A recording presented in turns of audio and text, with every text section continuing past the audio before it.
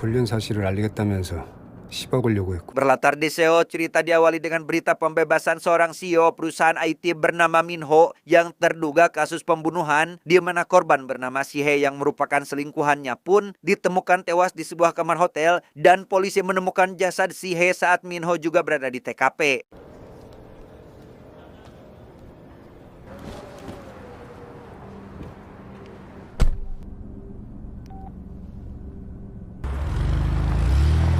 Meski kali ini terbebas karena tidak ditemukan bukti, kejaksaan yang katanya sudah memperoleh bukti lain pun tidak lama lagi akan melakukan banding ulang. Sehingga demi mengantisipasi hal itu, Min Ho pun menyewa seorang pengacara terkenal bernama Shin yang langsung berangkat ke Busan tempat Min Ho berada sekarang.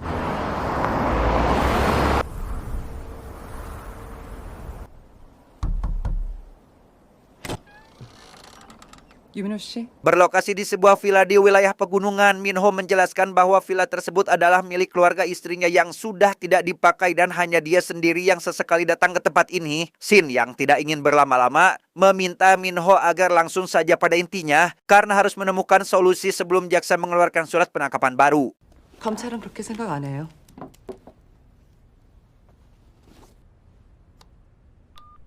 Alhasil Min Ho langsung menceritakan alasan kenapa dia dan Si-hye bisa ada di hotel, yaitu karena seseorang mengancam akan membocorkan soal hubungan mereka. Setelah menemui mbak resepsionis dan mengetahui Si-hye sudah menunggunya di suatu kamar, Min Ho akhirnya bertemu lagi dengan Si-hye yang padahal mereka sudah lama putus dan sepakat untuk tidak bertemu lagi satu sama lain. 왜 그렇게 먼 곳까지 오라고 했을까요? 그게 중요한가요? 사소한 것까지 명확해야 무죄를 입증할 수 있어요. 왜 먼저 신고 안 했어요? 세희하고는 이미 끝난 사이였고.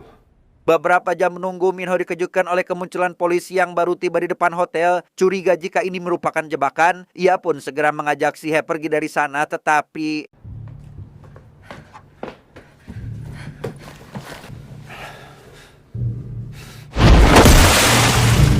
ya, seorang pria misterius tiba-tiba muncul dan menyerang Min Ho dari belakang. Sempat pingsan karena kepalanya terbentur, Min Ho kembali sadar setelah mendengar suara polisi mengetuk-ngetuk pintu dan di sanalah ia menemukan Si-hye sudah dalam kondisi tak bernyawa.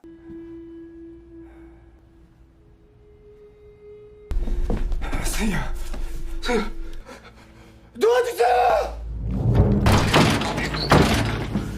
움직이지 마! 손들어! 천천히.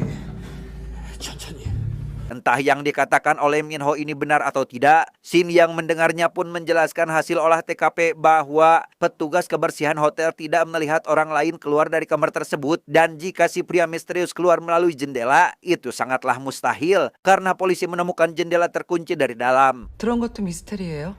미리 들어와 있었겠죠. 누가요? 모르죠. 범인은 경찰이 잡아야죠. Tak lama, Shin mendapat informasi dari pusat yang mengabarkan bahwa jaksa sudah menemukan saksi mata sehingga Shin pun jadi penasaran apakah Min Ho juga terlibat dalam kasus lain. Demi memastikannya, Shin menunjukkan poster seorang remaja hilang bernama Han karena curiga jika kedua kasus tersebut saling berkaitan. 시선을 금방 돌린다는 건 아는 사람이란 뜻이죠. Karena memalingkan wajahnya, Shin pun langsung bisa menebak jika Min Ho kenal dengan Han dan langsung menanyakan apa keterkaitannya dengan kasus hilangnya si remaja tersebut. Karena terus didesak agar jujur, Min Ho pun akhirnya mau menceritakan semuanya dari awal. 이렇게 시간만 허비하다가는 검찰에 유리한 채로 체포될 거예요.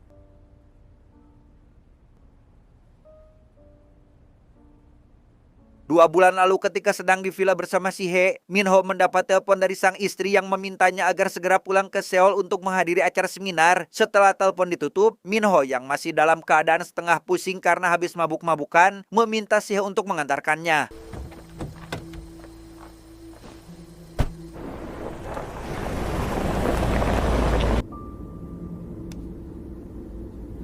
Dalam perjalanan, Min Ho yang sebenarnya sudah merasa bosan menjalani kehidupan seperti ini pun jujur ingin mengakhiri hubungan terlarang ini, namun Si-hye langsung menolaknya. Bukan tanpa alasan, Si-hye sudah nyaman meski sadar mereka tidak akan pernah menikah dan meyakinkan Min Ho bahwa dirinya akan baik-baik saja. 오른쪽으로 가자. 큰 길로 안 가고? 지름길이야. 카메라도 없고.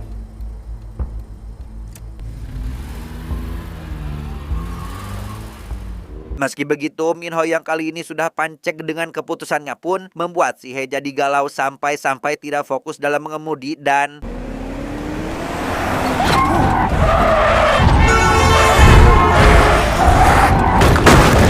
ya, mobil pun oleng akibat seekor rusa lari ke tengah jalan. Meski Minho dan si He baik-baik saja, akibat dari kejadian itu mobil lain yang datang dari arah berlawanan mengalami kecelakaan sehingga mereka merasa perlu untuk mengecek keadaannya.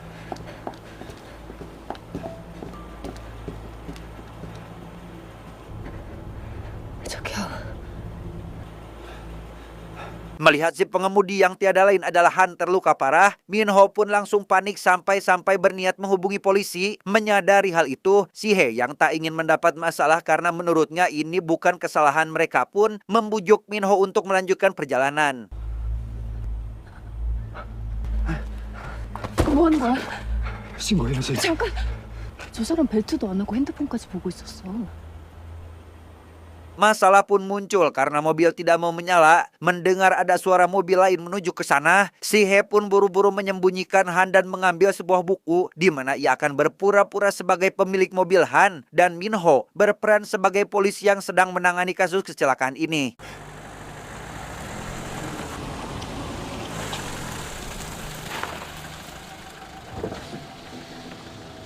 오, 사고가 났나 봐요? 네. Tak lama terdengar suara ponsel milik Han sehingga si He segera mengambil ponsel tersebut dan pura-pura mengangkat telepon. Nyaris ketahuan karena ada darah mengucur dari sela-sela mobil, si He berhasil mengelabui si pengendara itu dan meminta Minho untuk membuang jasad Han serta mobilnya.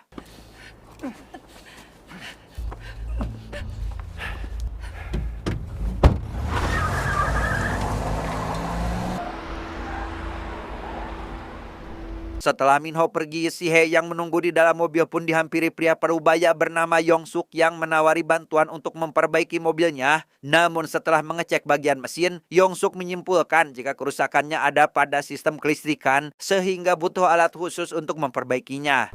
뭐 이동하고 수리하는데 한 1시간 정도면 충분하죠. 그러면 부탁 좀 드릴게요.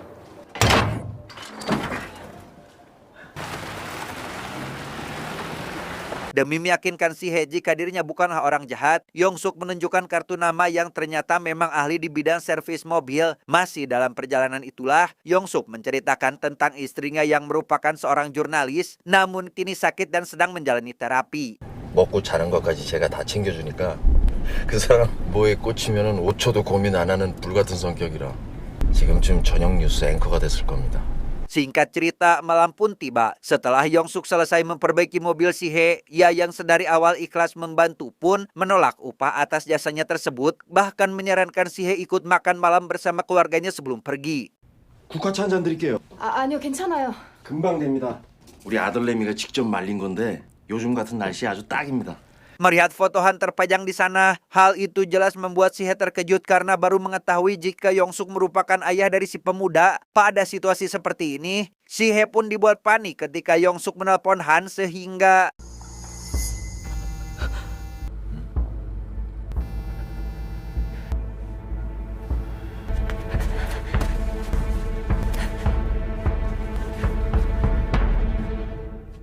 ya, beruntung si He meletakkan ponsel milik Han tepat waktu yang membuat Yong Suk mengira anaknya lupa membawa ponsel. Tak ingin berlama-lama di tempat itu, si He dengan raut wajah panik pun langsung pergi untuk menjemput Minho.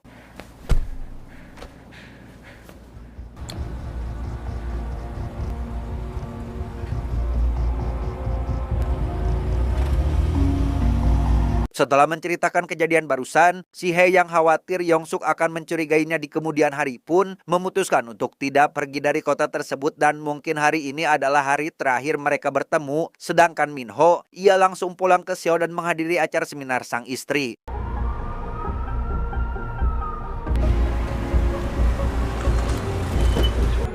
저희가 준비한 영상 하겠습니다. 저희 하성미술관 개관식에 찾아와 주셔서 정말 감사합니다.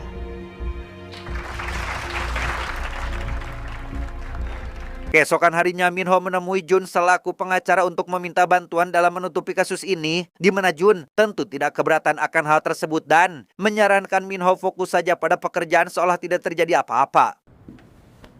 이번 계약에만 집중해. Suatu hari saat Minho sedang mengikuti rapat, ia kedatangan tamu seorang detektif yang berhasil melacak mobilnya. Tujuan Bapak detektif menemui Minho adalah untuk menanyakan apakah Minho kenal dengan si wanita yang tiada lain adalah si He karena mengendarai mobil miliknya pada hari saat Han dinyatakan hilang. 사실관계를 확정하시면 안 되죠. 사고가 났다고 추정되는 것과 게다가 실종자 아버지가 그 여자가 운행했던 차량 번호를 기억하고 계시고요. Beruntung Jun ada di sana dan langsung membantah keterlibatan Minho dalam kasus ini. Ia menjelaskan bahwa mobil tersebut telah hilang saat ditinggalkan pergi ke Busan. Mengenai si He, Jun meyakinkan jika Minho tidak kenal dengan wanita tersebut dan melarang Bapak detektif melibatkan Minho tanpa adanya bukti. 가지.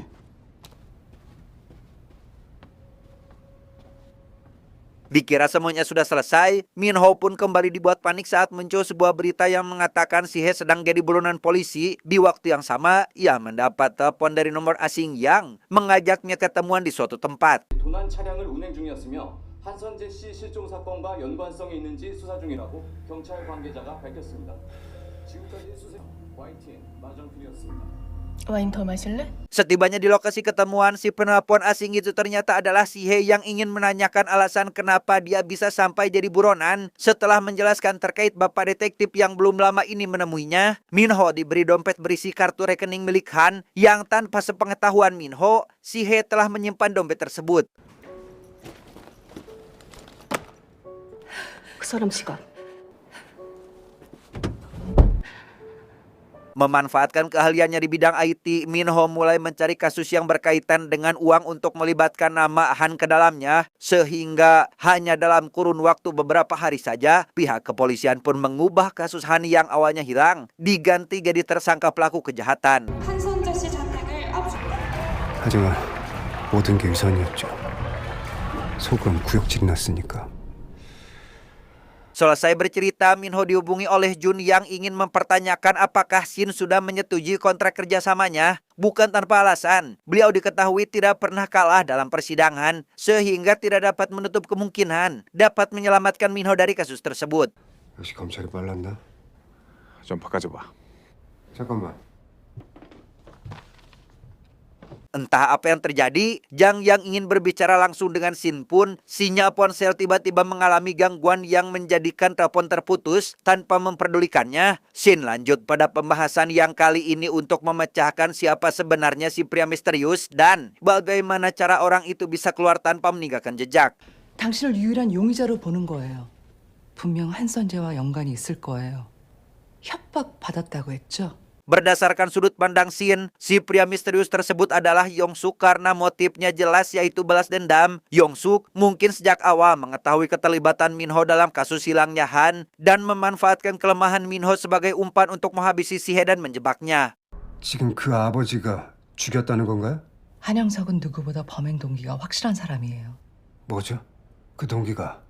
복수죠. Di sana Shin pun jujur bahwa Yong-suk telah meminta bantuannya lebih dulu demi memperjelas bagaimana Yong-suk bisa keluar dari kamar hotel. Shin menunjukkan foto yang diambil pasca penyelidikan TKP dan disinilah terungkap jika Mbak resepsionis hotel merupakan ibu dari Han. 아니요. 유민호 씨는 한선재 어머니를 만난 적이 없으니까요. Di hari sebelum Minho pergi ke hotel, Mbak resepsionis yang bernama He Jung pun sudah menyiapkan rencana matang dengan membiarkan suaminya yaitu Yong-suk masuk ke kamar dan bersembunyi dalam lemari. Saat ada kesempatan, Yong-suk langsung menjalankan aksinya dengan menyerang Minho terlebih dahulu dan menghabisi si He sebelum akhirnya pergi melalui jendela dan pindah ke kamar sebelah.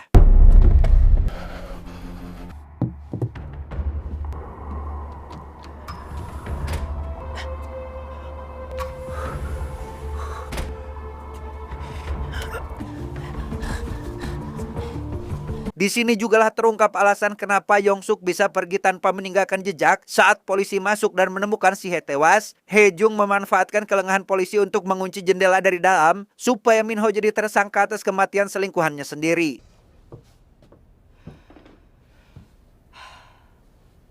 제가 했다는 증거는 절대 못 찾을 겁니다.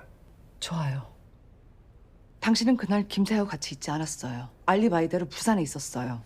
Satu-satunya cara agar Minho terbebas dari kasus ini, Shin pun menyarankannya agar menjadikan Sihe tersangka tunggal dalam menyiapkan alibi seolah Sihe menyebabkan kematiannya sendiri. Namun resikonya, perselingkuhan mereka akan terbongkar karena alibi yang cukup masuk akal adalah Sihe menjebak Minho dengan alasan sakit hati. 그렇다고 해도 트럭 기사가 절 봤는데 재판 자체를 없애야죠. 어떻게요? Maka dari itu, Shin langsung mempertanyakan di mana jasad Han serta mobilnya yang bisa dijadikan bukti untuk mengarahkan tuduhan pada Sihe. Namun karena Minho menolak buka suara, Shin yang jengkel pun mulai meragukan pengakuan Minho dan curiga jika semua yang dia katakan tidak lebih dari sekedar kebohongan. 의뢰인이 협조하기는커녕 끝까지 저를 속일 때 제가 뭘 또 속였다는 거죠? 속인 게 없어요? 네.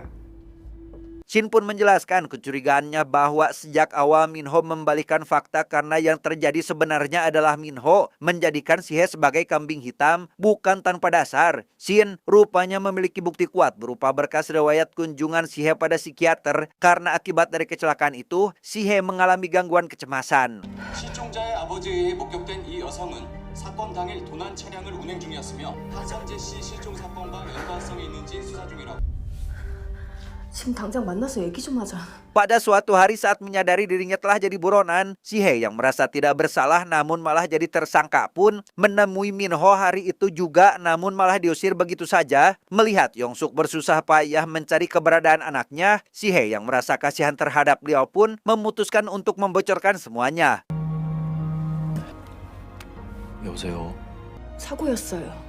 Entah memang fakta atau masih berusaha membela diri, Minho pun mengatakan bahwa pasca di hotel sebenarnya dia tidak sepenuhnya pingsan dan memang melihat keberadaan Yongsuk. Mendengar hal itu, Shin pun menjelaskan jika dia sebenarnya hanya mengada tentang si mbak resepsionis yang tujuannya adalah untuk mengetes kejujuran Minho. 이 사진이 다 증명하는데 이보다 확실한 게 어디 있어요? 그 사람 한선재 어머니가 아니에요. Alhasil, terungkaplah sebuah fakta bahwa orang yang menghubungi polisi pasca di hotel bukanlah si mbak resepsionis, melainkan Sihe yang ingin Minho mempertanggungjawabkan kesalahannya. Demi membela diri, Minho pun terpaksa menghabisi Sihe dan memanipulasi TKP seolah orang lain yang melakukannya. 김세희를 죽였나요? 제가 죽였어요. Setelah Minho mengakui perbuatannya, Shin pun memutuskan istirahat sejenak dan disinilah kita akan diberitahu terkait identitas asli beliau bahwa ia ternyata bukanlah Shin asli melainkan Hejung alias ibu dari Han. Pada waktu itu, Hejung yang putus asa sempat menemui Shin asli untuk meminta bantuannya. Namun karena Shin lebih pro terhadap orang kaya, permintaan tolongnya jelas mendapat penolakan. 우리 선재만 찾게 해주세요. 당신 같은 사람이 상대할 수 있는 사람들이 아니에요. Maka dari itu Hejung bersama sang suami pun sepakat untuk menculik Shin dan memakai identitasnya demi mengelabui Minho. Tujuan mereka melakukan ini tentu saja untuk mengumpulkan bukti kejahatan dengan cara merekam pembicaraan tersebut dan yang lebih penting adalah bisa mengetahui lokasi keberadaan sang anak. 양 변호사님한테 들었어. 좀 바꿔줘봐. 끊어졌네요. Karena bukti rekaman sudah didapat, setelah istirahat Hejung pun melanjutkan sesi pertanyaan yang kali ini terkait di mana Han disembunyikan. Mendengar Minho menenggelamkan mobil serta sang anak ke danau, sambil menahan air mata, Hejung pun meminta Minho agar memberitahukan lokasi danau itu. Namun Minho menolak karena menurutnya si saksi mata sendiri mungkin tidak tahu lokasi tersebut. 괜히 차 있는 것만 알려지는 건데. 검찰은 증인이 없어요. 뭐라고요? Pada akhirnya Hejung pun jujur bahwa kejaksaan tidak memiliki saksi mata dan semua itu hanyalah alibi dari pusat, yang mana hal tersebut jelas membuat Minho curiga jika wanita di depannya saat ini merupakan pengacara gadungan. Demi meyakinkan Minho, Hejung pun segera menandatangani surat kontrak sebagai bukti jika dirinya akan membantu dalam menyelesaikan kasus ini. Namun tanpa diduga, Minho jujur bahwa sebelum menenggelamkan mobil, Han sebenarnya masih hidup dan karena kepalang tanggung, ia pun langsung menghabisinya saat itu juga.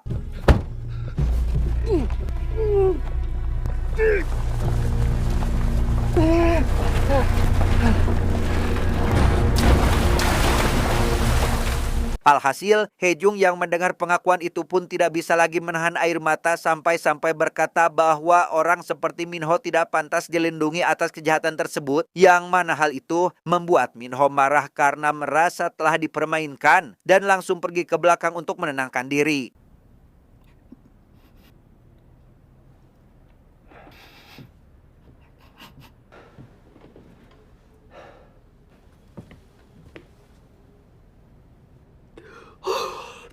Setelah merasa tenang dan meminta maaf atas sikapnya barusan, Minho pun akhirnya mau menunjukkan titik lokasi danau pada peta tempat Han ditenggelamkan. Entah titik lokasinya benar atau tidak, Hejung yang langsung memutuskan pergi pun harus mendapat masalah lain karena ban mobilnya selip akibat salju.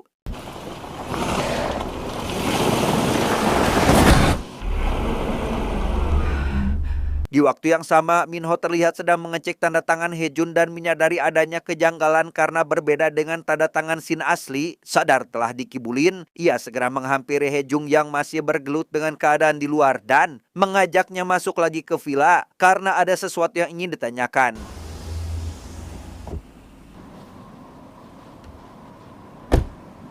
Demi memastikan apakah wanita ini merupakan Shin yang asli, Minho pun menjebaknya dengan pertanyaan seperti bagaimana cara dia bisa kenal dengan ayah mertuanya, dan karena jawabannya tidak sesuai, ia langsung mempertanyakan siapa Hejung sebenarnya. 당신 이희정. Mengetahui jika wanita di depannya adalah ibu dari Han, tanpa merasa bersalah, Minho pun menjelaskan jika dirinya telah memberikan informasi palsu sehingga Hejung tidak dapat menemukan jasad anaknya, dan sebagai hukuman karena Hejung berani macam-macam, Minho pun berniat akan mengurungnya di villa ini, tetapi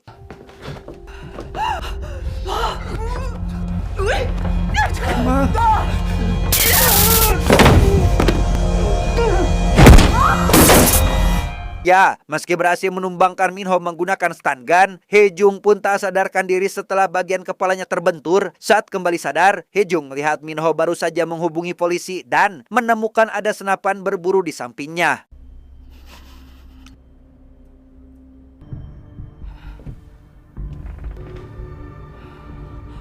Pada situasi seperti ini, Hejung yang sebenarnya bisa saja menghabisi Minho dengan senapan berburu itu pun berat untuk menarik pelatuknya karena belum tahu di mana Han berada, sampai akhirnya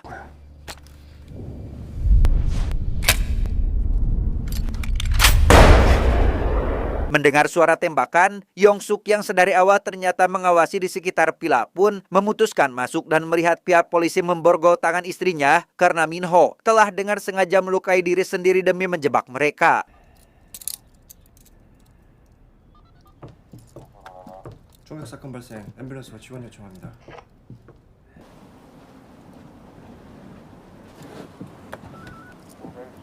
Masih di lokasi yang sama, Minho yang sudah mendapat perawatan akhirnya bertemu dengan Shin asli, di mana ia memintanya agar memenjarakan pasutri tersebut. Sebagai seorang profesional, Shin meyakinkan untuk jangan khawatir karena rekaman suara milik Hejung bersifat ilegal dan tidak dapat dijadikan sebagai barang bukti.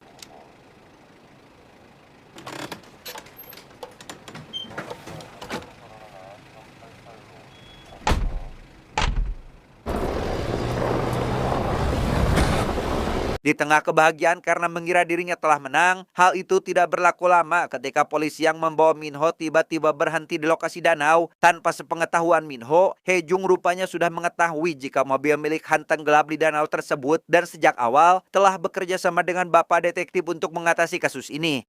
여긴 사유지예요. 사건 현장이기도 하죠. 형법 216조 제1항.